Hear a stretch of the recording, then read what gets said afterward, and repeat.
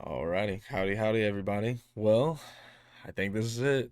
Uh, this is the start of, I guess you could say, a passion project between me and my brother. We decided to just start posting content. We want to basically run this channel as two fans, brothers that just really love sports. Specifically, in football, I'm an Indianapolis Colts fan. In baseball, I am a Houston Astros fan. And in basketball, I am a Indiana Pacers fan. Um, I am from Texas, and I have always had strife with a lot of my friends because I grew up a Colts fan in our household. And, you know, being over here, it's like, why aren't you a fan of the Texans or the Cowboys? But, I stuck with them. Obviously, we had Peyton, and those teams back then. But, it starts from whenever you're a kid and you just stick with it and you just love it. And we've been going through it for the past few years. Specifically, I would say at the quarterback position, everybody knows that. From, Philip, Carson, Minshew, of course, Anthony Richardson, who we took with the fourth pick a couple years ago. Um, I'll get more onto him later. But just the QB carousel that we've had, and now it seems like we're landing on Daniel Jones. I was not a believer in Daniel Jones at the start, but he played well enough to, in my opinion, warrant a starting quarterback position. The start of the season, however, we did know was a weak part of the schedule. However, uh, he went out there and he won and he executed. And very tragic, the Achilles injury. I do not knock him for that. I don't knock anybody on, the injury. It really sucks he had to play through already, injury that he had already, I should say. But hey, it doesn't matter. We are where we're at. He's locked in. We're gonna have him for a few more years. Yes, the contract's set up to where you can get out in a year, but the Colts have invested their future in Daniel Jones. Now, this is where whenever we come over to the draft, I will sit here and I'll say personally, I did not want Chris Ballard and Shane Steichen to continue as GM or head coach of this team going into the season. However, with of course, Ursay Gordon, and the sisters, we the Colts have said we're sticking with them. We're sticking with Daniel Jones, and they came out with this identity crisis. In my opinion, is what I thought it was, where we knew what our problems were, and our problems were we were invested in pieces of our puzzle as far as the team goes that just hadn't really been keeping up with the pace of what their contracts were going to be. And it's hard because they were cornerstones of our team, specifically someone like Michael Pittman Jr. And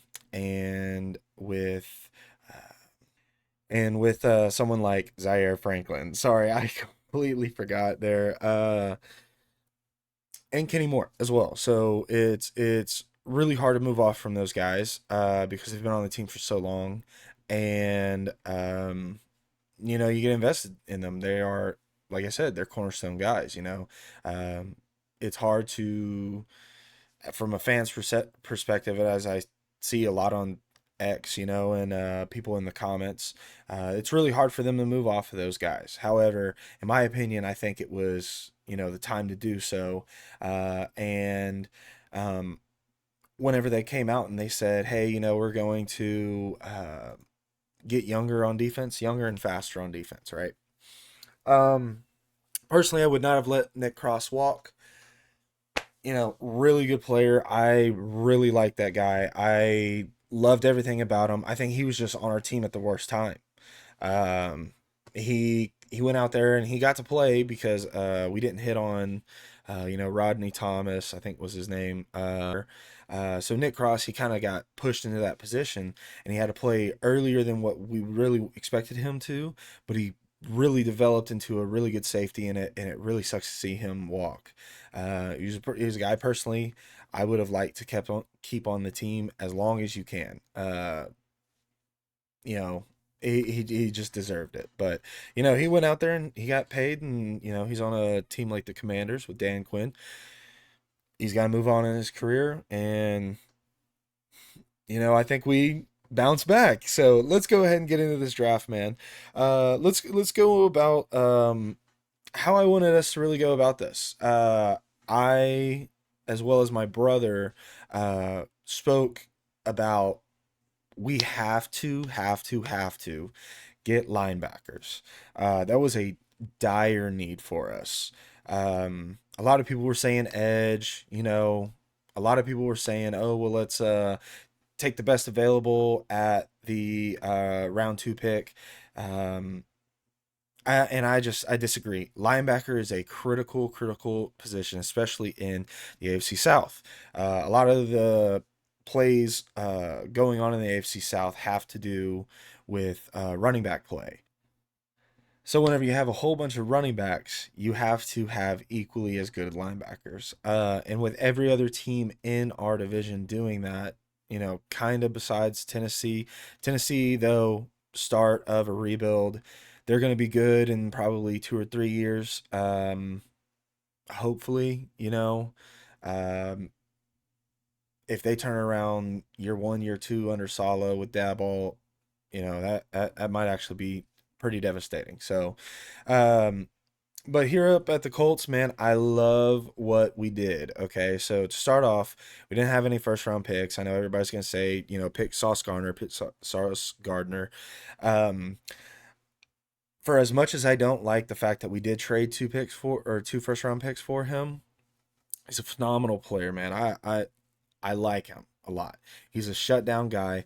And again, you have to be able to guard the other team's best guys. And with someone like Nico Thomas, Brian Thomas Jr., or Nico Collins, Brian Thomas Jr., you know, of course, there was Calvin Ridley, but now there's Tate in Tennessee. But whenever somebody else has a good wide receiver, which a lot of the AFC does have, you have to be able to cover those guys.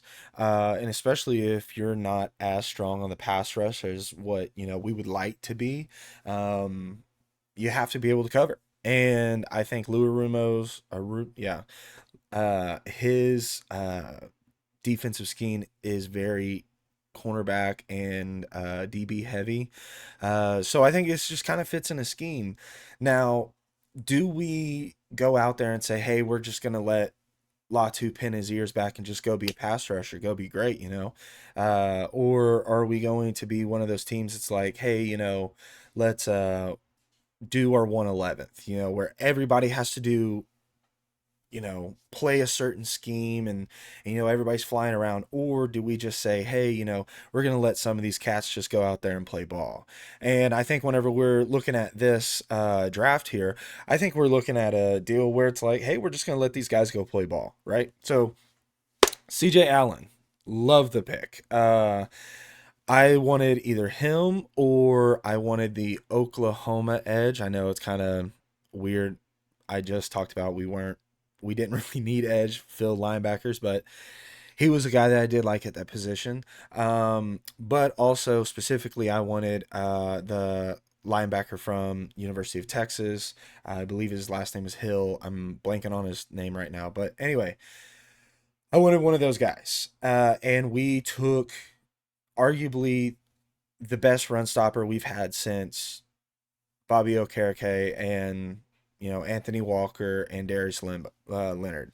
I mean, to think that we were spoiled for that 2 year gap with those guys, and we're just starting to build that from the inside out again with the CJ Allen pick, and then of course the fourth round going over the Bryce.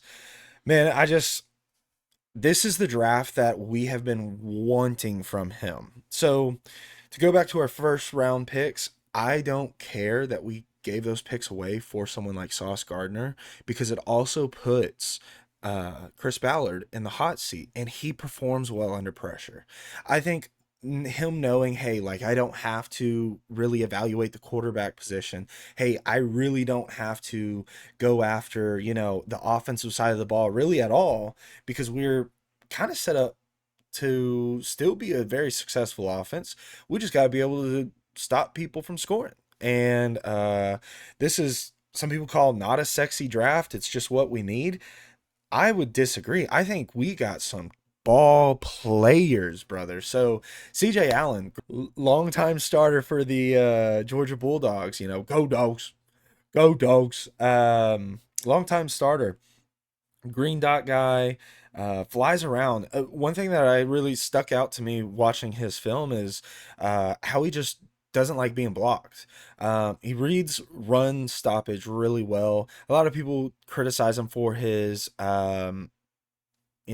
coverage scheme or his coverage. Man, it just, at the end of the day, man, does anybody really care if a middle linebacker can cover a tight end or if a middle linebacker can cover a running back out the backfield? If you're asking them to do that at like every snap of the play, like, dude, at this point, we're just gonna play more DBs. Like we're gonna have multiple safeties, we're gonna have multiple corners. That's why we went bigger at corner and bigger at safety. We're gonna have bigger bodies in the DBs section, and we don't really have to focus all of our energy on stopping tight ends and running backs out of the backfield. I think what we need to focus on is covering the entirety of the field as well as making where you have coverage sacks, right? Because no one really wants to throw over at Bynum. He was catching interceptions all over the place. Where you get Sauce Gardner out on the field and Shavarius Ward, hey, hopefully he comes back. Don't know if he wants to play football anymore. He was talking really crazy at the very end, and it scares me. It scares me because I know as a player, you really care about your injuries, and do the Colts really have the greatest history of taking care of people whenever they're injured? That's up to you to decide. But back to the draft, man. So CJ Allen was exactly what we needed. Like this is a guy that's going to come out here and he's going to play run stop defense. He's going to be a dog. He's going to be a tone setter, and that's something our defense missed. Like it just like the difference between everybody wants to say Zaire Franklin 2.0, Zaire Franklin 2.0. Dude, Zaire Franklin did not hit as hard as this kid does, bro. And like even with our third round pick, AJ Halsey, both of these dudes hit hard. It's completely different ball game. Like these cats hit hard, man. You should see it. Like CJ Allen, man. So I played O line in high school, college, and then I got to do a training camp in the CFL. Um, One thing that really stuck out to me is on how you see on these inside zones, outside zones, you see these pools, or you see kind of like backside chip blocks with fullbacks, tight ends. Doesn't matter, man. He won't let you block him like that. And even if you piece him up hard, he's getting that shed and he's getting that off. He's getting your hands off you. He's getting you out of position. And to even just try to, get a shoulder on a running back or get something, hezzy him up, make him think that that hole is covered up and bounce it outside. He just plays a different kind of ball game that really only like the best like people who have the best instincts play. And I see that in CJ Allen, I see that in AJ Halsey, and I also see it in Bryce. All three of those guys could potentially be day one starters. If they come out and they ball out. They really got to want it. But I think Bryce is going to be a great rotational player. Uh, I'm really I'm really excited to see how CJ Allen and Bryce kind of, team up. You bring in two rookie linebackers at the same time. One can play, Mike, one can play Will. Uh, it just I think it's a great thing that we did, and I hope they from a player, I hope they just become best friends and the camaraderie's through the roof, and we get to call them salt and pepper, bro. Come on, like let's be for real, bro. This it just screams camaraderie. It screams Indianapolis Colts. This is what we want. So, AJ Halsey, I think if we're gonna let Nick Cross walk, the only guy that I would have loved to have is AJ Halsey. This dude hits hard, man. Um, plus he destroyed Florida. I mean, DJ Lagway is from my area. Um, hometown hero, I guess you could say. Not me personally. He's just from my area. I know the people who are like really good friends with him. But that guy, I mean, he was out there seeing ghosts. AJ Halsey, dude, he picked him off 3 times and almost had a fourth. Like that's one thing that people don't understand. Like he almost had 4 of them things in one game. It was completely disrespectful. How he feels or feels how he fills gaps in the run game, man. There are plenty of times where his eyes are in the backfield and he's just making those plays. And again, people are all like, "Oh, well, he can't cover, he can't cover." Dude, Tyrann Mathieu made a whole career that people adore him being a safety who couldn't cover. He was a Super Bowl champion, a safety who couldn't cover. Jamal Adams is still in the league right now playing outside linebacker because he's a safety who couldn't cover. Doesn't matter. These guys still play downhill. They're ballers, man. And AJ Halsey's a ball hawk. Get him around Cam Bynum, bro. Cam Bynum, I think our pillars of our team right now, Daniel Jones. Ugh, sorry. AR truther, but Daniel Jones, Jonathan Taylor, of course, Big Q, DeForest Buckner, um, Grover Stewart, and now Cam Bynum, and then Sauce Gardner as well. That's gonna be our 7. Okay, that's our core. That are the pillars of this team. All right. Now, if anything happens to those pillars, we got to get D-Buck healthy. We got to get Daniel Jones healthy. But if anything happens to those pillars, that's the problem, right? We got to fill around that. And Cam Bynum, getting AJ Halsey into that safety room with Cam Bynum, I think he's going to play phenomenal this year. I got super high expectations for this guy. I loved his tape. And again, like I said, I watched that LSU Florida game, the whole game, and I couldn't take my eyes off of 13. And I'm just so like blessed to be sitting here telling you guys that we took him here. So, going in the 4th round, this pick, the guard from Kentucky, Jalen Farmer, man. So, as an O lineman, and as someone who has scouted the past 5 NFL drafts, this guy, I think, is the biggest project that we've taken, probably since Freeland, but he's got it. I mean, he's got it. Like there's not a lot of dudes that want to play hard and he plays hard. I think his sets aren't that great. Now, mind you, so last year I was really high on this guy named Jalen Travis, and we drafted him. The year before, I was super high on this guy named Taylor Bordellini, and we drafted him. This guy I was not super high on. I was super high on the Florida tackle because I was figuring that he could probably fall to this spot. And I felt like if we were going to pick an offensive lineman, I was hoping it was going to be him. This guy, though, I've watched this tape. He has a little bit of work to do as far as his feet go, especially in the pass game. He does like to open up a lot. You'll see whenever he sets, sometimes he sets in his outside foot, like he played right guard. So his outside foot, being his right foot, will open up almost to like a 60 to 70 degree angle. And what that does is that opens up your hips. And the hips are, as soon as your hips open up, especially as a guard, you're done. So as a guard, you have to maintain the presence of the pocket. You only get 2 to 3 yards, right? You get 1 to 2 yards to operate, and you get 3 to 4 yards to get, you know, screwed. So you have to maintain the pocket. And as soon as you're a guard and as soon as you step out like that and you turn your hips, you reduce the integrity of that pocket. And that is something that he does a lot. However, he's a mauler, man. As soon as he gets his hands on you, it's really hard to get through him. He's a big dude, man. He like let's go here and look at him. Oh well, let's not, it might not show it. It'll go to his player page, but this dude, yeah, 6'4", 312. Okay, so he's not that big. I thought he was a little bit bigger. But anyway, this dude, he is a mauler, man. He, as soon as he gets his hands on you, it's really hard to get off.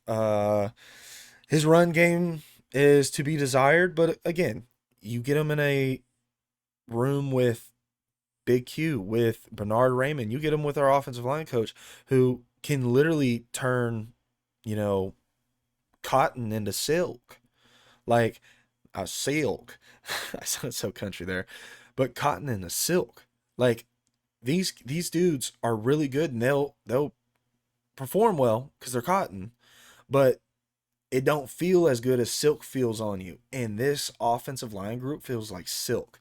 They just work, man. And this is one thing that I like about this group.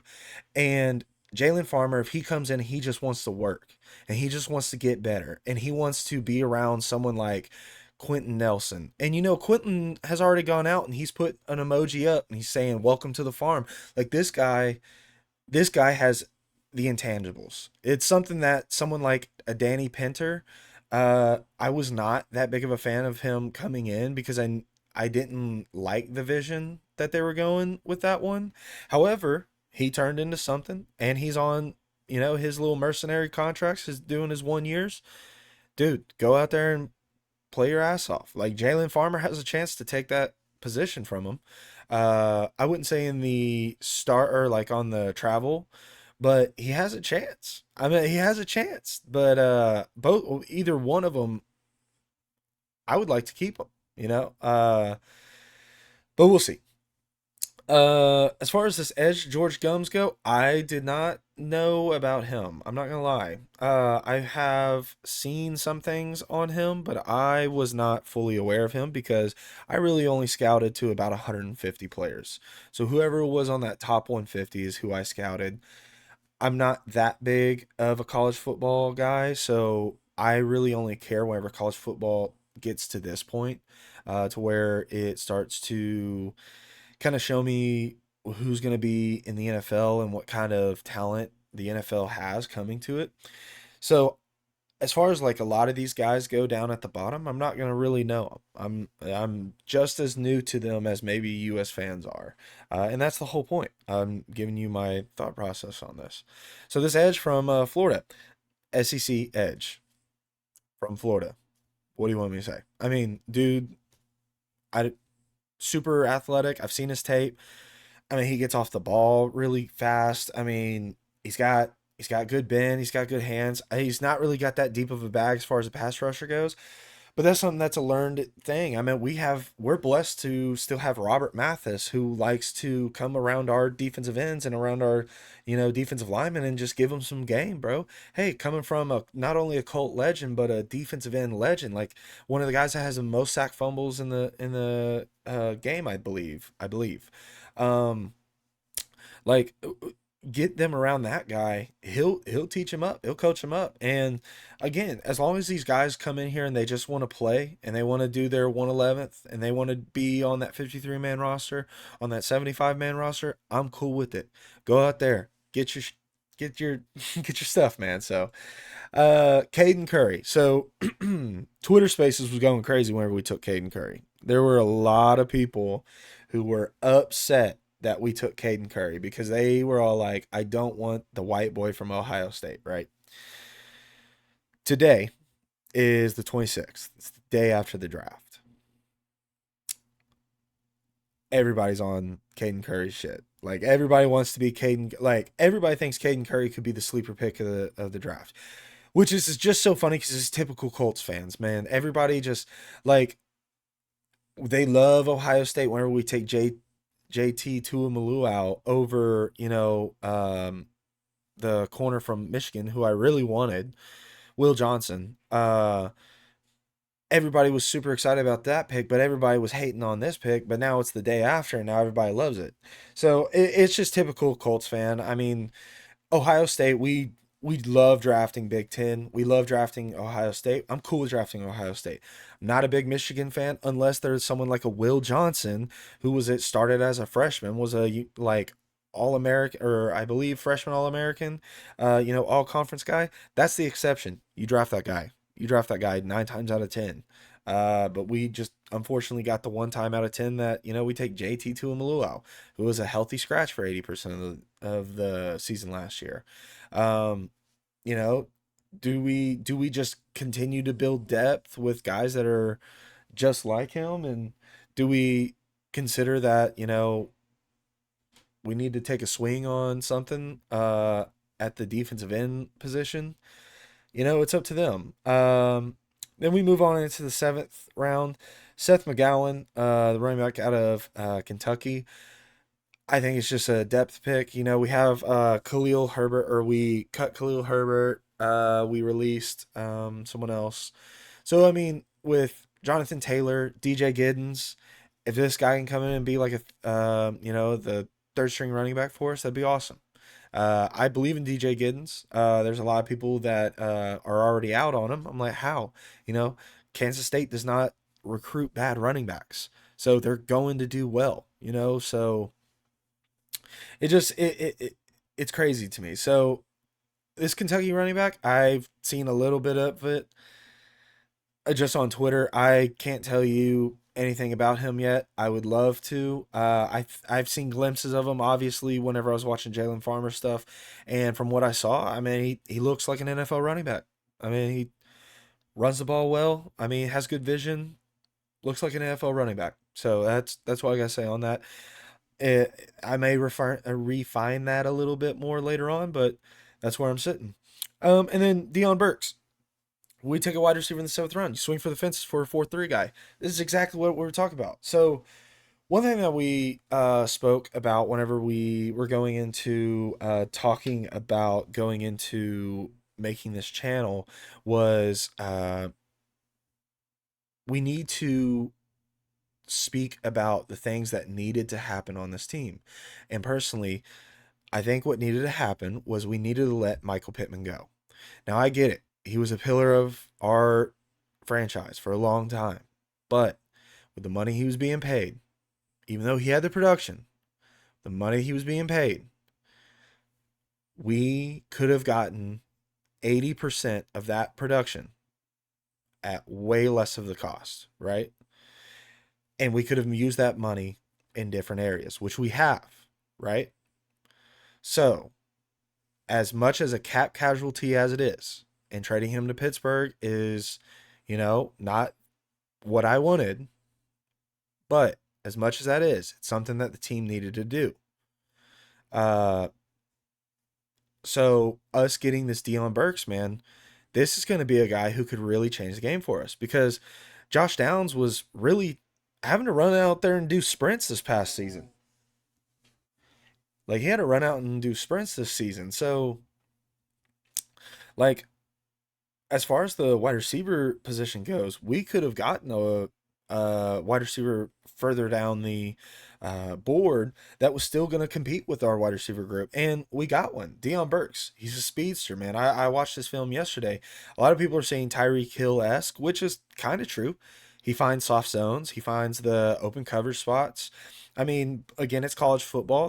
Those windows are a lot bigger. There's a little bit more unsound defense. Um, but what he does well is he gets open and he finds seams. Now, us taking this pick means one thing. We're going to do a lot more motion, specifically motion from one side of the field to the other. So one of our motions that we've been doing a lot, so like take my body as an example of the offensive line. So shoulder, shoulder, those are our tackles, guards, center, right? So one thing that we're doing a lot is we're bringing from the fullback position down and out, or we're coming from, a tight end position here on the outside of the tackle, up and then over.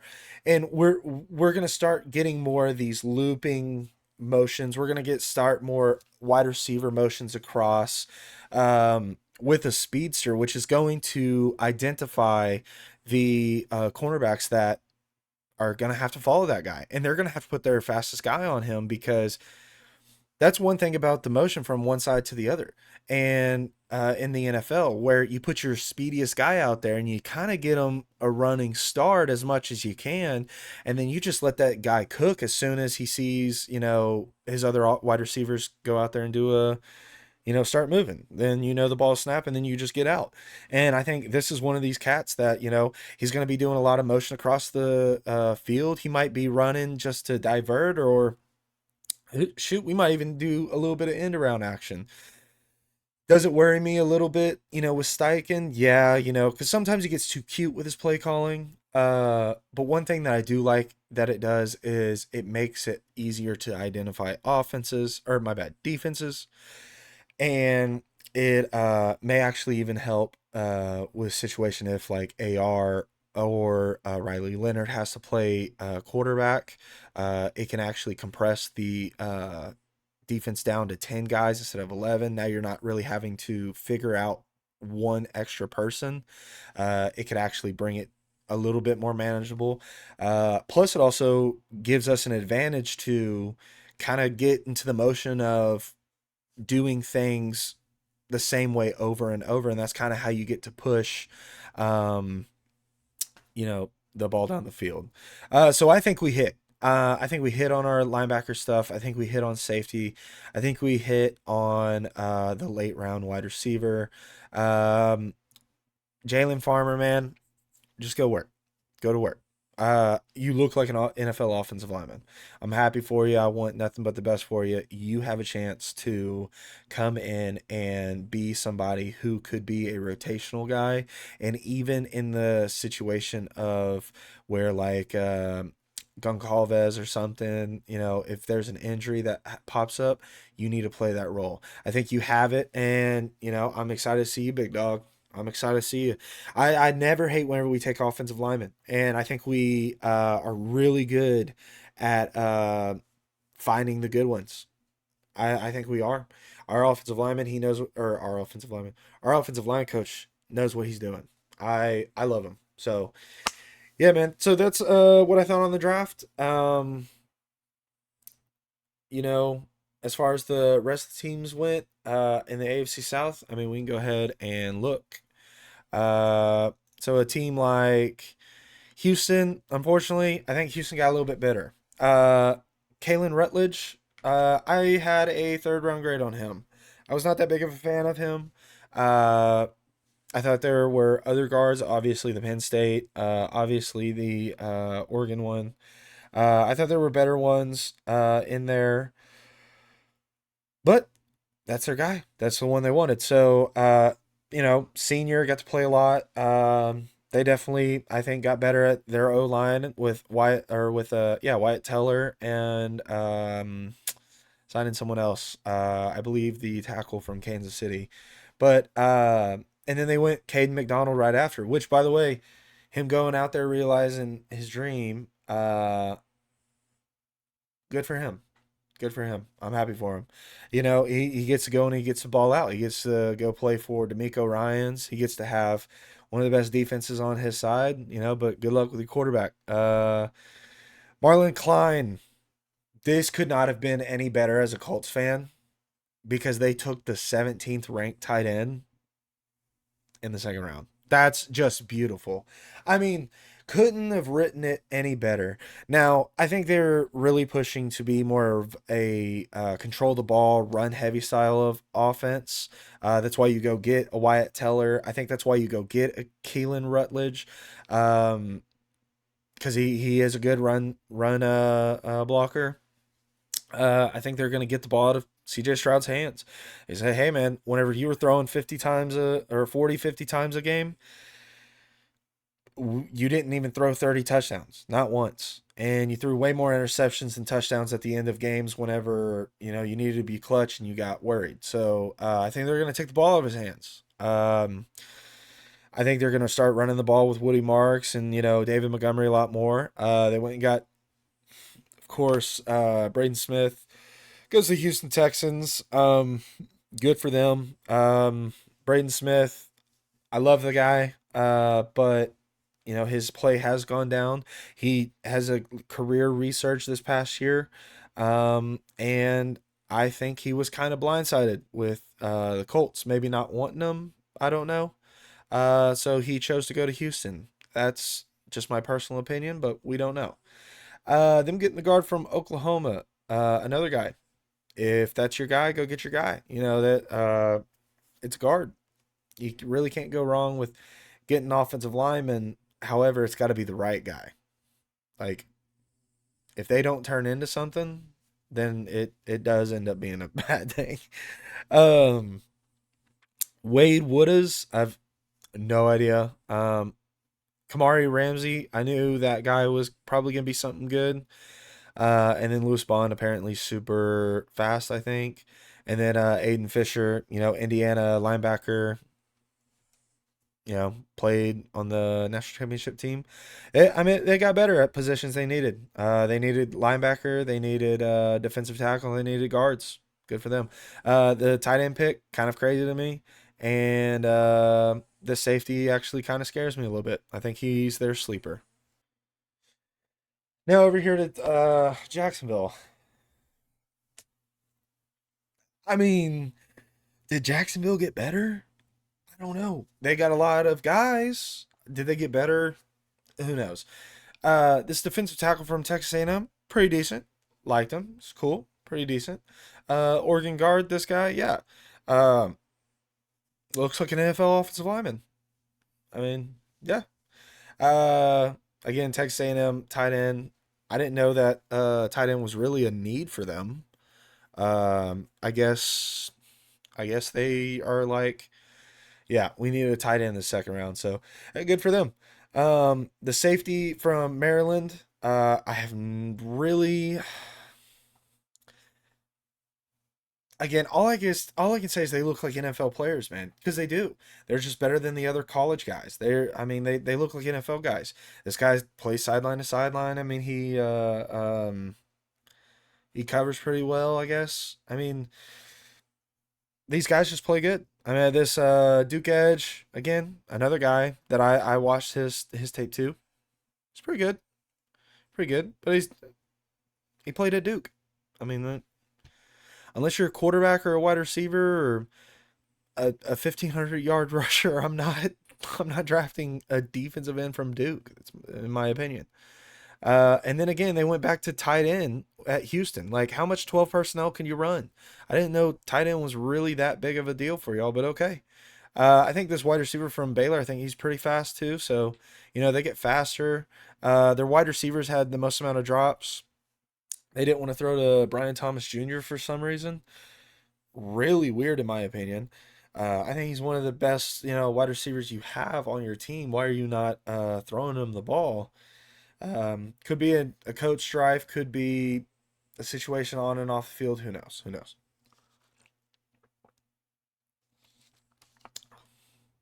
All right. Yeah, and then these other guys, I have no idea who they are. No idea who they are, and I'm not gonna go watch something on them. Down over here to Tennessee. Tennessee got better. Tennessee got a lot better. Okay. So number one, Carnell Tate. A lot of people are saying overdraft. He wasn't the best player on his own team. Overdraft, overdraft, overdraft. He's not the best player on his team. I think y'all are seriously undermining what type of wide receiver Daboll wants. Like, if Daboll really wanted Carnell Tate over the other wide receivers, there's probably a reason. I mean, he wanted Neighbors. I mean, again, now Neighbors was a freak athlete, right? And everybody knew wide receiver from LSU. Of course, that's going to work out, bro. Oh, big shock. Uh, but Carnell Tate, I mean, if Dayball thinks like, hey, this is gonna be a guy that I think Cam Ward can throw the ball to all the time, I'd believe him. I think that's a good pick on their end. Kendrick Folk. A lot of people were joking about this guy. Of course, he's 6'7". He's like 260 pounds. He looks a lot like a kid. He still has a little bit of growing up to do, but why not do it in the NFL? You got the size for it. Just go play. These are things. A lot of these guys here are going to play.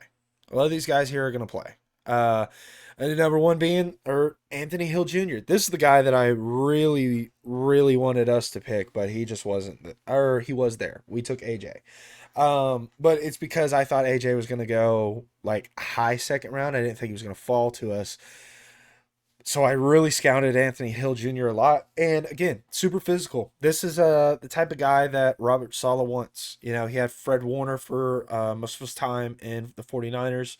And then he tried to get that magic there in the Jets. I know if you go watch the Hard Knocks with the Jets, they really pushed that storyline with their linebacker. I can't remember who it was. And then he got hurt. Robert Saleh really lives and dies by his middle linebacker, and this is gonna be their green dot guy. I mean, he's super physical, plays really well. To be a UT linebacker, you got to be pretty good. It is what it is. Their first three picks are going to be the future as well as Cam Ward. So remember these names, Indianapolis Colts fans. These guys will be known. Um, Fernando Carmona. Now, this guy, as far as drafting goes, I don't believe I scouted this guy. Um, I also have not watched his tape or anything. Guard from Arkansas. The running back was super good. Or my bad, not super good, but his running back was had a good year. So is it a situation of was the offensive line the reason that the running back was good, or was the running back the reason that the offensive line was good? We don't know. We'll figure that out. But again, you got to shore up your offensive line, which they ended up doing in the sixth round as well, getting Pat Coogan, which I think is a really good center. Of course, I think a lot of us watched a lot of Indiana football this year. Me personally, I probably watched about 4 or 5 games, not just including the championship and playoffs. I watched them. Oh well, no, I won't say specific games, but I watched a couple during the season. Like just because in passing, or I was at a bar or something, and then of course I watched the championship games in the playoffs. This guy's a good player, and to get him in the sixth round, that's a good player. Uh, I know they are a team that kind of needs offensive linemen. They haven't really hit on a lot of their offensive linemen in a while. I think the only one that they did hit on was that Northwestern guy. I'm blanking on his name.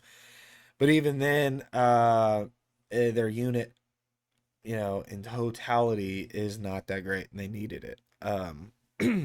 Nicholas Singleton, Penn State running back. They love to run the ball. You got to be a pretty good downhill runner to run the ball at Penn State. Um, he was a senior, played a few years for them, I believe. Good player. Baylor defensive tackle, the Jackie Marshall guy.